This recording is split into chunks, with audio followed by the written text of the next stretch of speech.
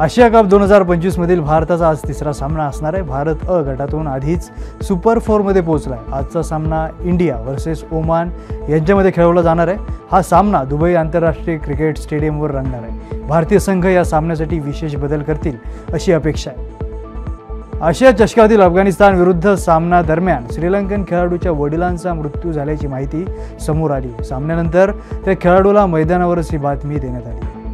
भारताची खेळाडू पी.व्ही. सिंधू तसेच सात्विक साईराज, रंकीरेड्डी आणि चिराग शेट्टी आघाडीच्या पुरुष दुहेरीतील जोडीनं गुरुवारी सरळ गेममध्ये विजय नोंदवत चीन मास्टर्स बॅडमिंटन स्पर्धेच्या उपांत्यपूर्व फेरीत स्थान मिळवलं।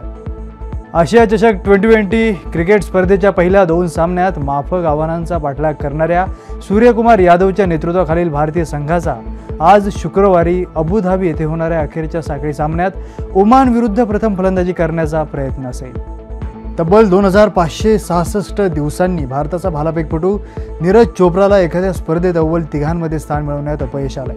नीरज 7 वर्षांहूनही अधिक काळ सातत्य टिकून होता, मात्र आता सातत्यासह त्यानं जागतिक अजिंक्यपद ॲथलेटिक्स स्पर्धेतील जेतेपदही गमावलंय। आशिया चषक 2025 स्पर्धेतील 11वा सामना श्रीलंका आणि अफगाणिस्तान या दोन्ही संघांमध्ये पार पडलाय। यात श्रीलंकेसमोर 170 धावांचं आव्हान ठेवलं होतं। या धावांचा पाठलाग करताना श्रीलंकेनं 6 गडी राखून विजय मिळवला। यासह श्रीलंकेचा संघ सुपर 4 साठी पात्र ठरलाय।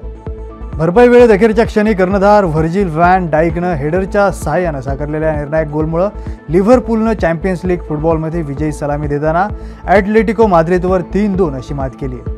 श्रीलंकेच्या गोलंदाजांनी दमदार गोलंदाजी केली। या दरम्यान खेळाडूंनीही त्यांना चांगली साथ दिली। कुशल परेराने सीमारेषेवर भन्नाट झेल घेतला, ज्याचा व्हिडिओ सोशल मीडियावर तुफान व्हायरल होता।